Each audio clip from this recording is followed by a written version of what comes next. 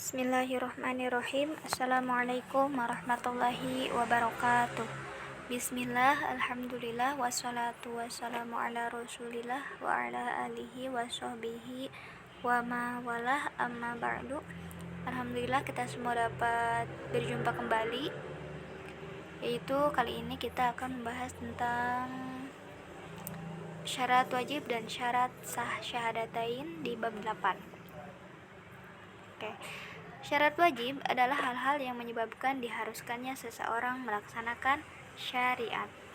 Misalnya, salah satu syarat wajib salat adalah mukallaf dan berakal.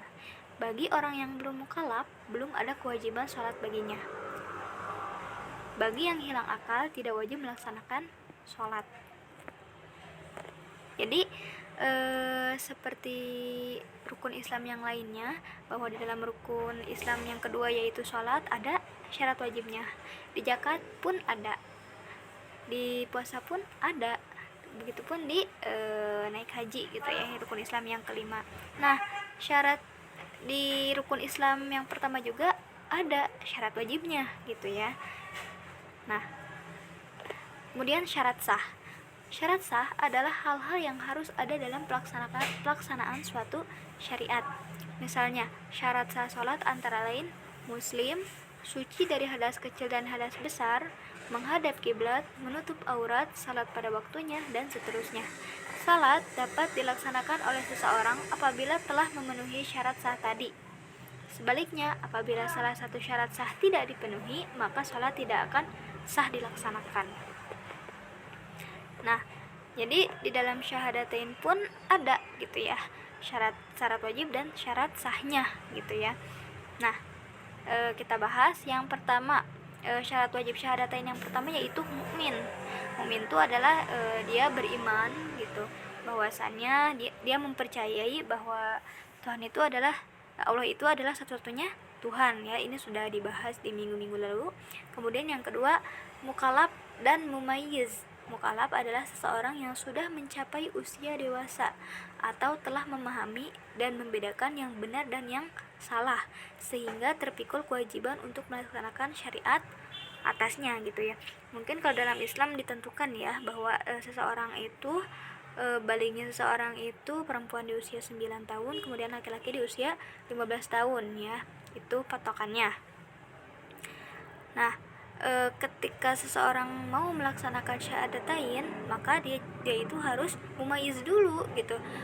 Usianya harus pemikirannya harus bisa membedakan mana yang benar dan mana yang salah gitu. Yang ketiga, berakal. Jelas ya, karena mohon maaf, seseorang yang tidak berakal itu tidak wajib untuk melaksanakan syahadatain, bahkan sholat juga nggak wajib gitu.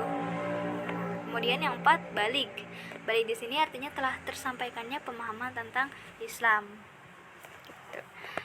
Nah, kemudian syarat sah syahadatain. Syarat sah ini adalah hal-hal yang harus dilakukan atau dimiliki oleh seseorang apabila akan melaksanakan syariat syahadatain. Nah, syarat sah syahadatain. Yang pertama, niat ikhlas.